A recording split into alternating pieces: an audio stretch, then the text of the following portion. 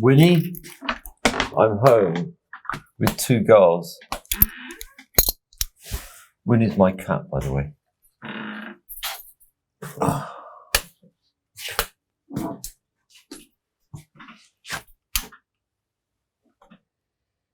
Hi, baby.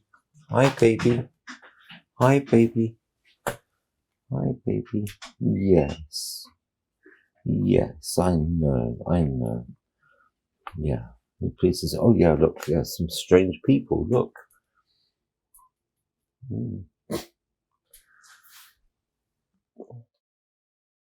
How did you lose your visual memory?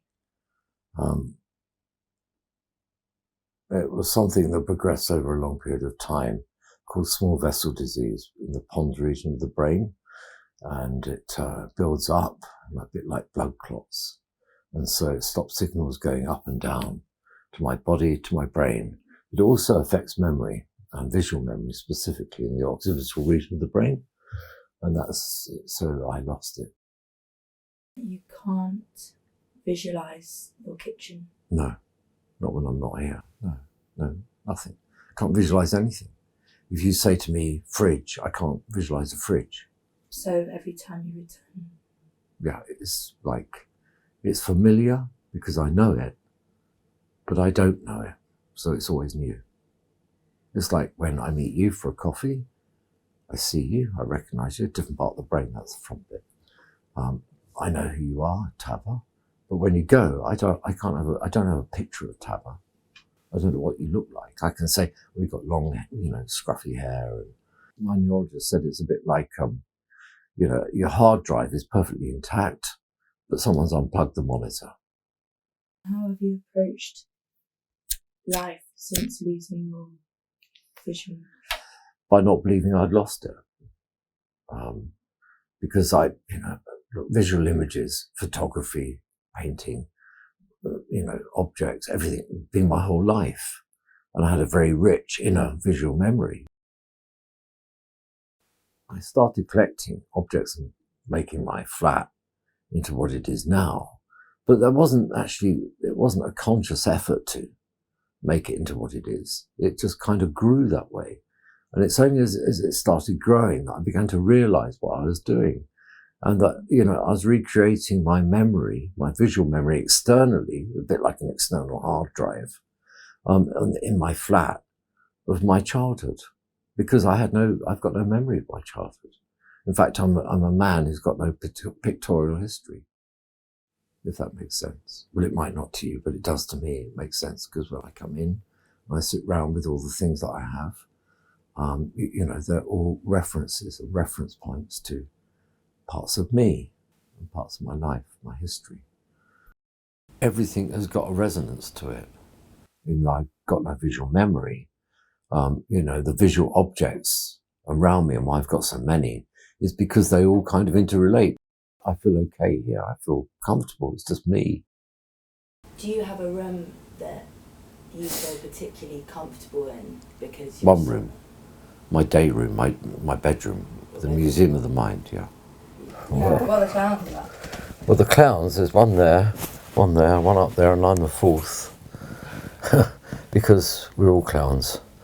In Jungian psychology, one of the archetypes is the Joker. So we're all rascals. We all joke. Yeah, we all play. Yeah, we all play tricks on each other all the time, even unconsciously. I've got ceramic clowns. I've got paintings of clowns. I've got 2 clowns standing there filming me. I mean, you know what?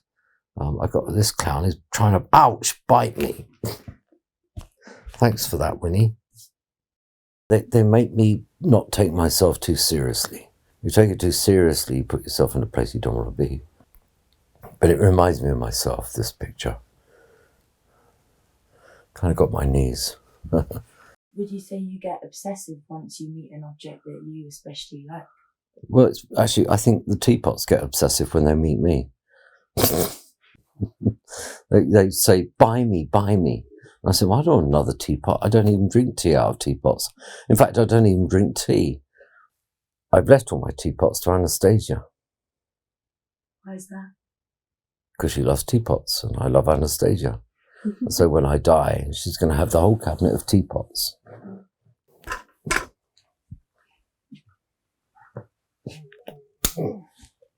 Oh, this is where if I've got guests, they come and stay. Where are you? Peeking out from behind a curtain. This is where guests come and stay, Pip, or girlfriends, you know. But sometimes I sleep here with them, or I don't. With the Jaguar. Oh, with the Jaguar, yeah. Well, there's two Jaguars, you see. All my objects argue and talk. I hear them at night. They're a nightmare. You know, I've got gay cavaliers up there fighting, you know, oh, get you, darling.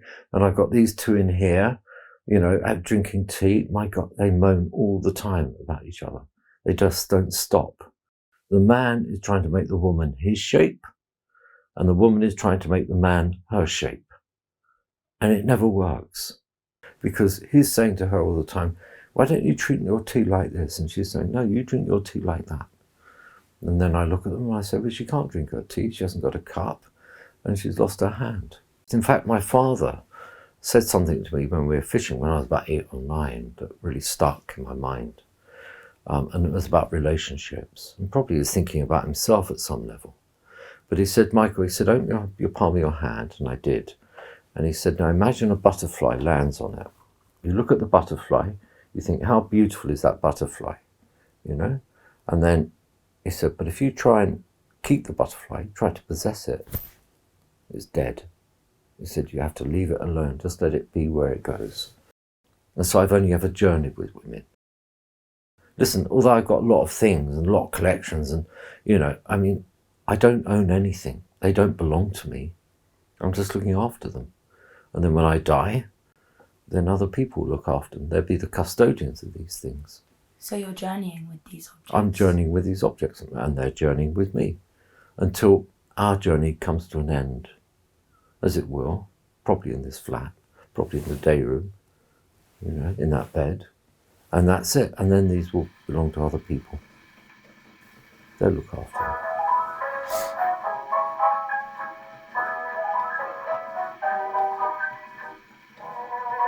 Okay. Is that all right? Yeah, that's brilliant. That's